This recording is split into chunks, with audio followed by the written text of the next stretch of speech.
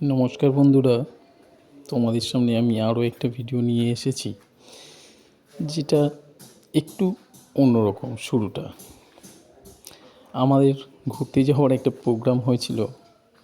সেই প্রোগ্রামের মধ্যে গুয়াহাটিতে যাওয়ার একটা প্ল্যান হঠাৎই আমরা চটপট করে ফেলি। কোথায় যাওয়া হবে না, কামাখ্যা টেম্পল,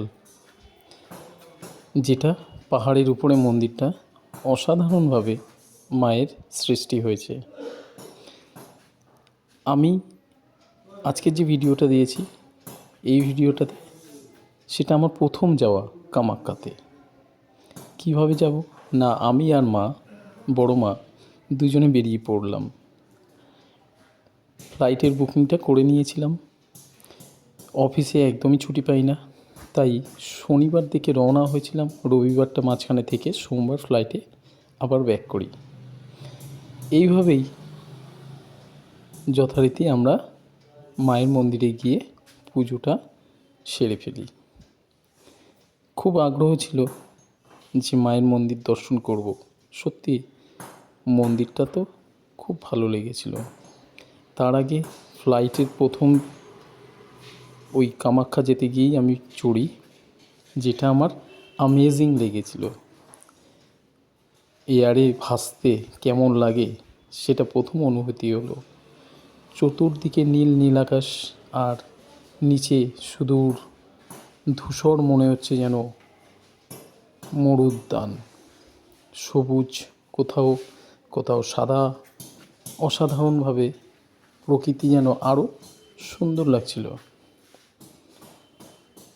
যথারীতি আমাদের ফ্লাইটও গুয়াহাটিতে গিয়ে যথারীতি আমরা নামলাম, এবং সেখানে গিয়ে যথারীতি আমরা গাড়ি বুক করে কামাখ্যা টেম্পলে চলে এলাম, এবং তারই ধারে কাছাকাছি একটি হোটেলে আমরা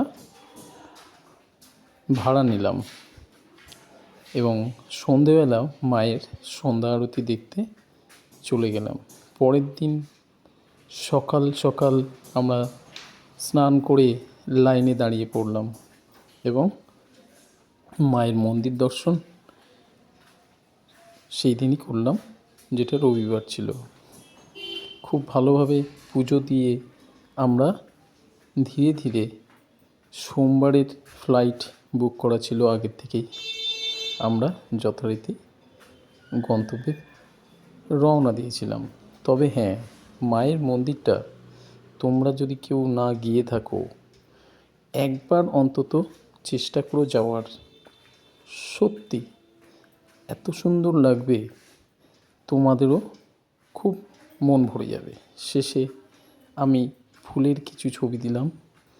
খুব ভালো লাগে আমার গার্ডেনিং করতে, শখ আমার এটার ওপর অনেকটাই। যাই হোক, তোমরা যদি আমার চ্যানেলে কেউ নতুন হয়ে থাকো, তাহলে চ্যানেলটিকে সাবস্ক্রাইব করে নিও অবশ্যই। আর যারা আছো তারা লাইক কমেন্ট করতে ভুলো না, কিন্তু অবশ্যই করবে।